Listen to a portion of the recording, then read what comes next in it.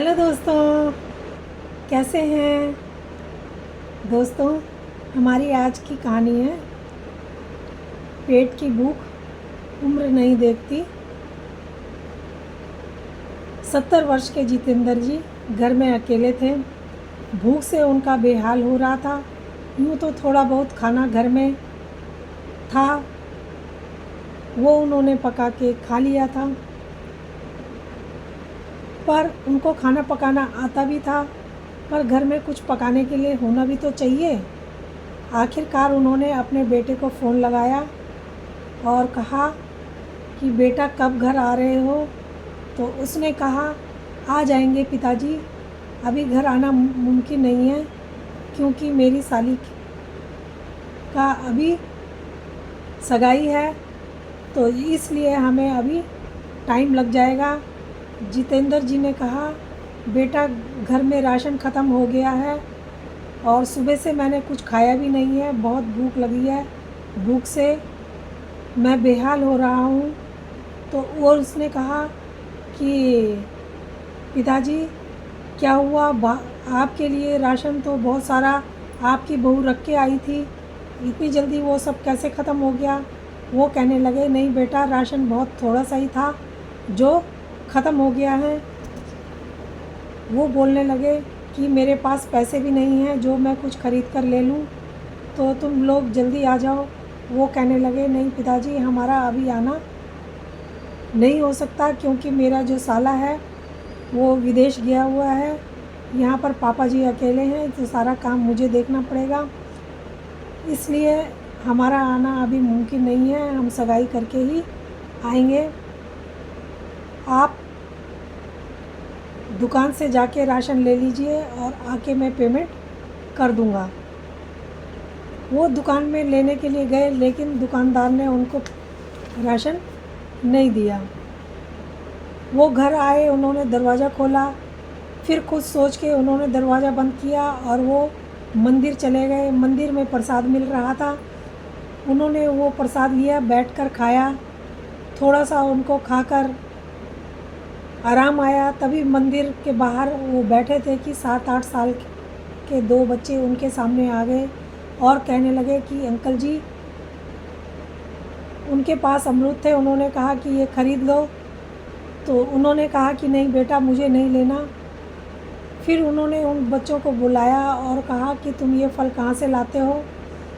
उन्होंने कहा कि मंदिर के पीछे बगीचा है जहाँ से हमें ये मालिक उसका देता है और हमें इसके हम बेचते हैं, उसके बदले हमें कुछ पैसे मिल जाते हैं।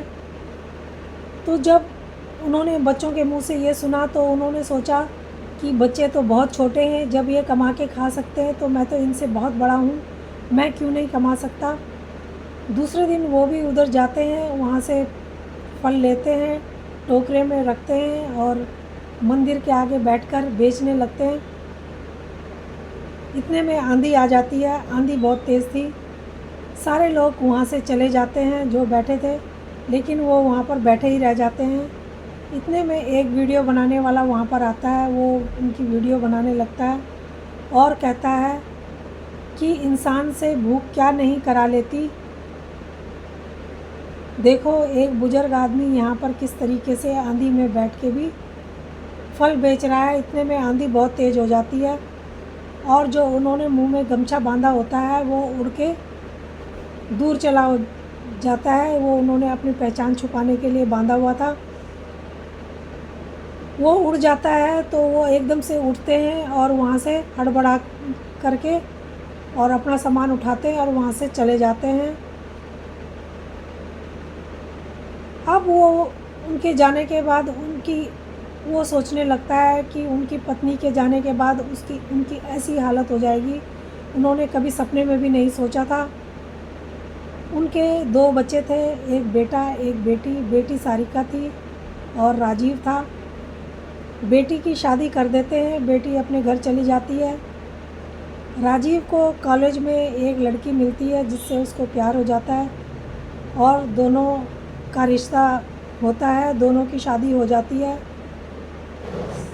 संध्या के माँ बाप अमीर होते हैं, उनको ये बात बाद में पता चलती है। लेकिन अब बेटे के जिद के आगे वो क्या करते, वो चुपचाप दोनों की शादी करा देते हैं।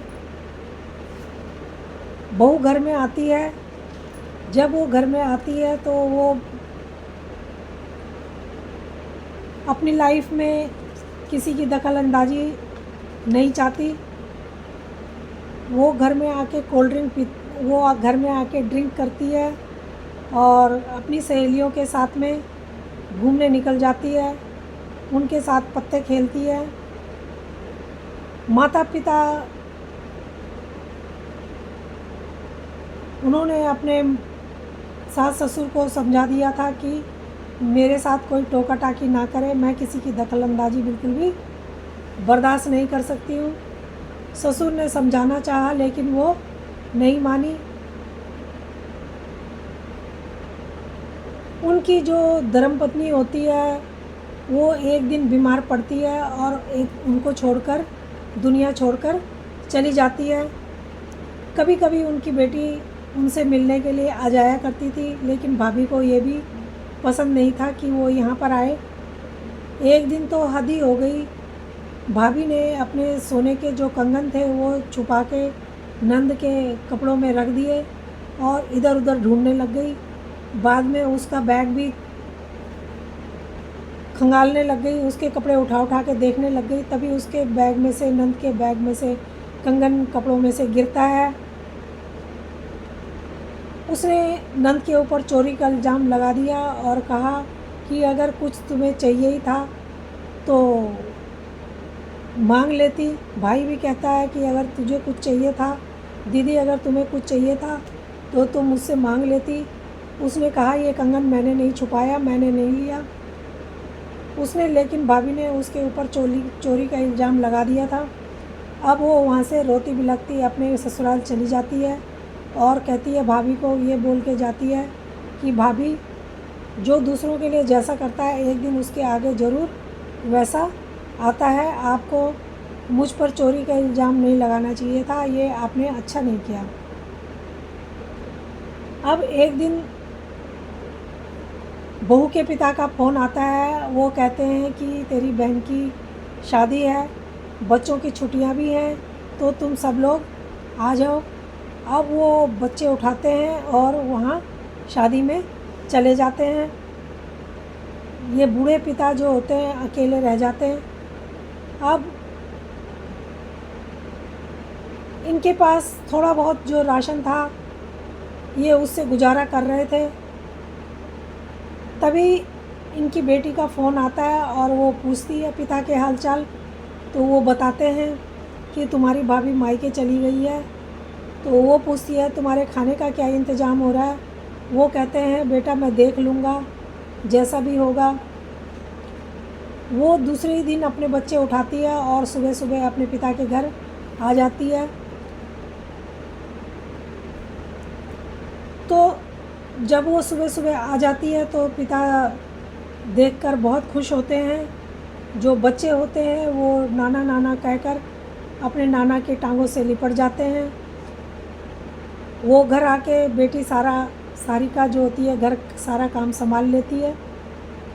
तभी उनके एक दोस्त वहाँ आ जाते हैं और उनके लिए वो पानी लाती है, चाय बना के लाती है। वो कहते हैं कि बेटा तुम्हारे जाने के बाद तो तुम्हारे पिता की बहुत बुरी हालत हो गई है।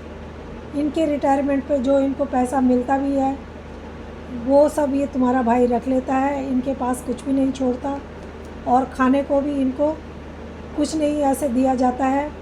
बहुत बुरी हालत है। मैं कभी आता हूँ तो पानी भी नहीं पूछते हैं।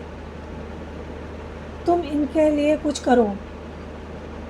तो दोनों मिलके एक वकील करते हैं और वकील को सारी बातें समझा देते हैं।